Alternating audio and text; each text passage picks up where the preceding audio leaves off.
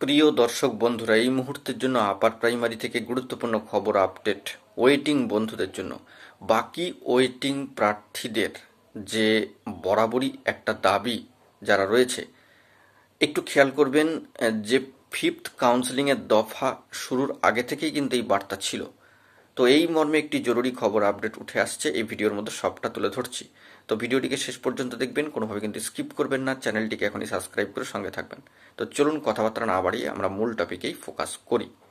বন্ধুরা, যে বিষয়টি জানা যাচ্ছে যে আপার প্রাইমারি থেকে ওয়েটিং বন্ধুদের জন্য গুরুত্বপূর্ণ কন্টেম মামলায় যে সম্মানীয় সুশান্ত ঘোষ মহাশয়ের তা অত্যন্ত কার্যকরী এবং বলা যেতে পারে খুব এফেক্টিভ একটা মামলা বর্তমান সময়ের পরিপ্রেক্ষিতে। কিন্তু একটা বিষয় মাথায় রাখবেন যে সম্মানীয় সুশান্ত ঘোষ মহাশয়ের মঞ্চের তরফ থেকে যে উদ্যোগ, তাকে অবশ্যই ধন্যবাদ সাধুবাদ কিন্তু জানাতেই হচ্ছে। তদুপরি বলা প্রয়োজন যে ফিফথ কাউন্সেলিংয়ের আগে থেকেই বাকি ওয়েটিং প্রার্থীদের অল ক্লিয়ারের কিন্তু একটা দাবি উঠে আসছিল। এই যে মামলা হলো এবং মামলার যে আরও এক দফা শুনানি হলো, কার্যত 2 দফা শুনানির পর যে বার্তা সম্মানীয় বিচারপতিদ্বয়ের বেঞ্চ থেকে উঠে আসছে তা অত্যন্ত তাৎপর্যপূর্ণ। যে বেঞ্চ, যে সম্মানীয় বিচারপতিদ্বয় ম্যাট 638 থেকে নিয়োগের অর্ডার পাশ করেছিলেন, বার্তা দিয়েছিলেন, সেই বেঞ্চেই কিন্তু আবার এই কন্টেম মামলা। তো বলা যেতে পারে এর একটা টার্ন ওভার কিন্তু হতে চলেছে বাকি ওয়েটিং প্রার্থীদের জন্য। হয়তো কিছুটা সময় অতিক্রান্ত হচ্ছে।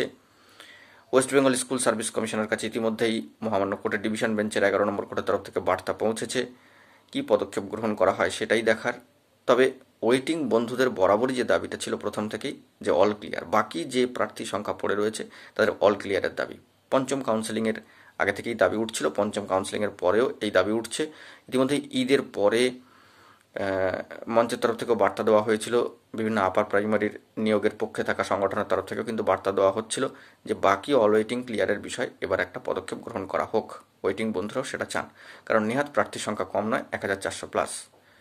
1484 প্রার্থী সংখ্যা রয়েছে, কি হবে না হবে সেটা দেখার বিষয়। এবং কোর্ট ম্যাটারটাও কিন্তু অত্যন্ত গুরুত্বপূর্ণ, কন্টেম মামলা।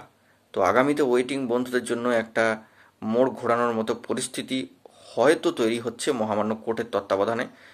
এখন কি হয় না হয় সেটাই দেখার। কোর্ট প্রসিডিওর চলছে, আমাদেরকে কয়েকটা দিন কিন্তু অপেক্ষা করতে হবে। মে মাসের মাঝামাঝি সময় পর্যন্ত খুব ইম্পর্টেন্ট কিন্তু হতে চলেছে।